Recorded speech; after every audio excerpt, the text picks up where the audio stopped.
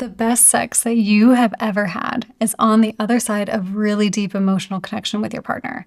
And the opposite is true too. When you are not on the same page emotionally with your partner, sex can feel even more disconnecting. So how do you build this weird amorphous thing called emotional intimacy? I am going to tell you. My name's Hannah, and in the last 3 years, I have helped hundreds of women have better sex and deeper connections in their relationships. And for so many of them, what is missing is emotional intimacy. So today we're going to dive into what emotional intimacy even is, the 8 core emotional needs in a relationship, practical tips for building emotional intimacy, and the 3 most common mistakes that get in the way of emotional connection. So let's dive in. First, let's define terms. So what is emotional intimacy? Emotional intimacy is the deep connection between people that really allows them to feel safe and valued and understood. One of my mentors, Annie Lala, breaks down the word intimacy to into me, I see. So intimacy means bearing ourselves to be fully seen, seeing others, and seeing ourselves in others. In long-term relationships, having deep emotional intimacy is like having a house built on a foundation of solid stone. The storms of life will come and go, but your relationship becomes stable enough to withstand all of those shifts. But an issue that happens so often in relationships, and maybe this is happening for you right now, is that the way that we get our emotional needs met in relationships are different. So maybe your emotional intimacy cup gets filled by having honest and vulnerable conversations, and your partner's love cup gets filled through physical affection. What happens when we don't understand our partner's primary emotional needs can be this slow drifting apart, resentment, or disconnection. We can go from feeling those really exciting love drugs at the beginning of a relationship to a feeling of like harsh withdrawal as the relationship goes on. So I'm going to dive into what the most common emotional needs in relationship are. And as I go through these, I want you to reflect and really think about which ones are the most important to you and which ones might be the most important to your partner.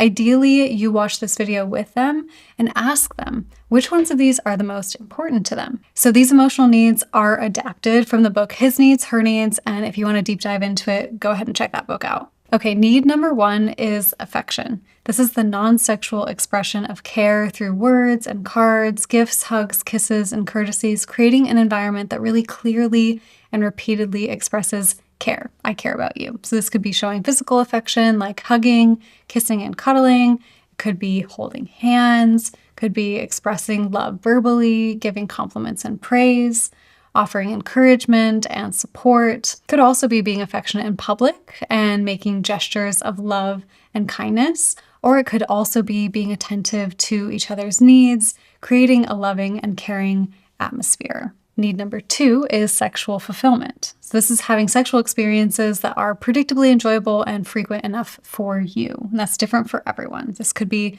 prioritizing sexual intimacy, communicating desires and needs, exploring each other's desires, trying new things in the bedroom, being open to hearing each other's fantasies and just playing in that fantasy world, making time for sexual connection, or building anticipation and excitement. It could also be being attentive to each other's pleasure. It could be sexual or just sensual pleasure.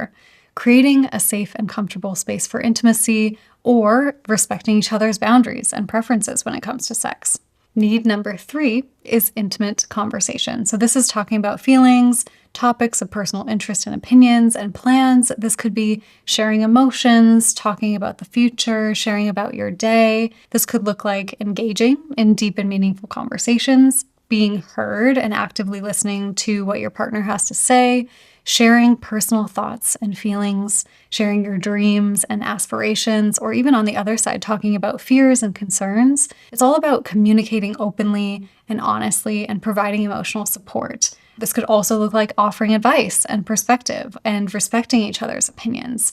And ultimately, all of the conversation is intended to build a strong emotional connection. Need number 4 is recreational companionship. So this is participation in leisure activities together. This could be anything from watching sports together, to hiking, to painting, to working out together, to really any ranges of activities that engages you together. So think about like spending quality time together, doing new hobbies together, going on adventures, watching movies or TV shows together and then talking about it, playing sports or games, going to events or concerts together, exploring new places and traveling, or just relaxing and unwinding side by side. Again, this is all about side by side experiences that you share. So need number 5 is physical attractiveness.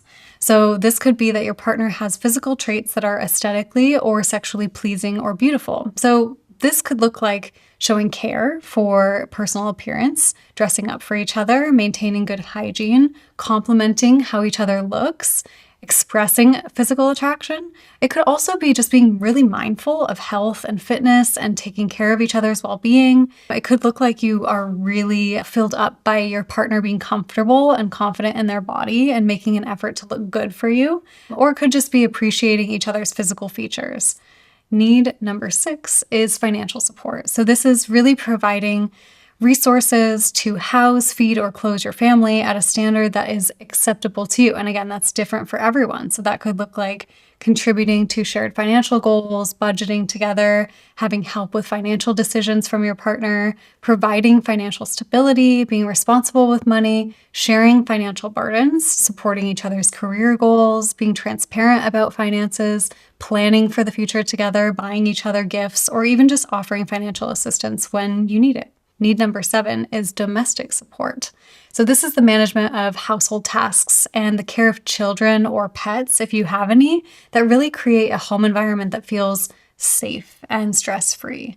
So that could look like your partner doing household chores, cooking meals together, cleaning up after one another, running errands together, helping with childcare or pets, doing home improvement projects, supporting each other during really stressful periods of your life, creating a comfortable home environment with decorations, and just being a team in managing household responsibilities. The last need is number 8, respect and admiration. So this is being shown respect, value, and appreciation, or doing things that really help you feel respected, valued, and appreciated. This could look like receiving compliments, being admired, being listened to, being told you are appreciated specifically about things that you do, and feeling that, and then feeling valued, being shown respect, having your opinion validated, being shown respect in public, so not being talked down to, but instead like being lifted up around community and friends, or any other specific things that really bring about a feeling of problem solving, teamwork, and collaboration. So after hearing all of those, you can ask yourself, which of these needs are your top 3 most important needs? And then ask yourself, if only one of those needs could be met, which would be the most important? Does your partner know? And are there things that you could request from your partner? I just went through so many ways that you can meet the emotional needs in each of those categories, but I just want to warn you of some of the common pitfalls that often get in the way of fulfilling these emotional intimacy needs. The first one is taking your partner for granted. So over time, as people settle into routines and become really comfortable in their relationships, there's this risk of assuming that your partner's just always going to be there for you no matter what. So this can lead to forgetting to show appreciation and expressing gratitude, or doing small things that make your partner feel valued. Taking someone for granted really makes them feel invisible and undervalued and builds resentment, slowly eroding that closeness that emotional intimacy relies on. A powerful remedy for this is just practicing regular acknowledgement and gratitude, even for small gestures. So this doesn't need to be elaborate, like really just small, sincere thank yous or compliments or a really nice hug at the end of the day can go a really long way in keeping emotional intimacy alive. Number 2 most common pitfall around emotional intimacy is just getting stuck in your daily routines. And while the routines can create structure, which is amazing, getting too stuck into the habits and responsibilities can lead you to forgetting to connect on a deeper level. So when every day is the same tasks, chores, logistics, it's so easy to lose touch with each other's deeper emotional needs and drift apart. So emotional intimacy really thrives when couples actively carve out time for connection and doing the things that we just talked about, meeting all of those emotional needs, and then breaking out of their routines occasionally, whether it's planning a date night or going on a spontaneous trip, or even just making time to talk without distractions. All of those things can really rekindle that deeper emotional bond. Okay, the last thing is letting resentment and criticism build up.